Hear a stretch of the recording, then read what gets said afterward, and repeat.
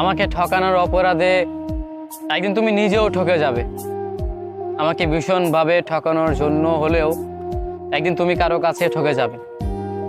এই যে আমি তোমাকে এত ভালোবাসি ভালোবাসি বলছি, অথচ তুমি আমাকে কোনো গুরুত্ব দিচ্ছ না। একদিন তুমিও ঠকে যাবে। কোনো মানুষ তোমাকে ভীষণভাবে ঠকাবে, তখন তুমি তাকে প্রচণ্ড বলবে যে আমি তোমাকে ভালোবাসি, আমাকে ছেড়ে যেও না। এই কথাগুলো বলার পরও সেই মানুষটা তোমাকে ছেড়ে যাবে। তুমি হিসেবটা মিলিয়ে নিও, একদিন তোমার সাথে ঠিক সেমটাই ঘটবে যেটা আজকে আমার সাথে হচ্ছে। সময় কখনো এক থাকে না। আজকে তোমার সময় আছে, তুমি ইচ্ছে মতো আমাকে নিয়ে খেলছো, আমাকে নিয়ে অভিনয় করছো, আমাকে ঠকাচ্ছ।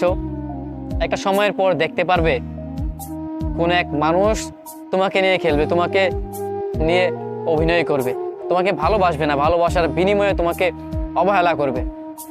যতটুকু কষ্ট তুমি আমাকে এখন দিচ্ছ, একটা সময়ের পর ঠিক ততটুকুই কষ্ট তুমি ফেরত পাবে।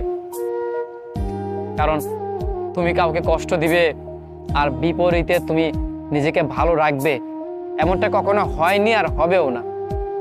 কোনো মানুষ এই কাজটা করেছে যে একটা মানুষের হৃদয়ে কষ্ট দিয়েছে, একটা মানুষের মনে ব্যথা দিয়েছে, আর সেই মানুষটা অনেকটাই ভালো আছে, নিজেকে ভালো রেখেছে, এমন মানুষ কখনো খুঁজে পাবে না। হয়তো তুমি তখন বলবে না, কিন্তু ভিতরে ভিতরে তুমি প্রচণ্ড কান্না করবে, তোমার হৃদয়ে ব্যথা জমে যাবে। তুমি সেই কথাগুলো, সেই ব্যথাগুলো কাউকে বলে বোঝাতে পারবে না।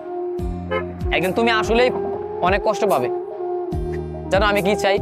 আমি চাই মাঝে মাঝে যে এই কষ্টটা তুমি না পাও, কারণ এই কষ্টটা হয়তো আমি সহ্য করে নিয়েছি, কিন্তু তুমি কিংবা তোমার মতো মানুষগুলো কখনো এই কষ্টটা সহ্য করতে পারবে না।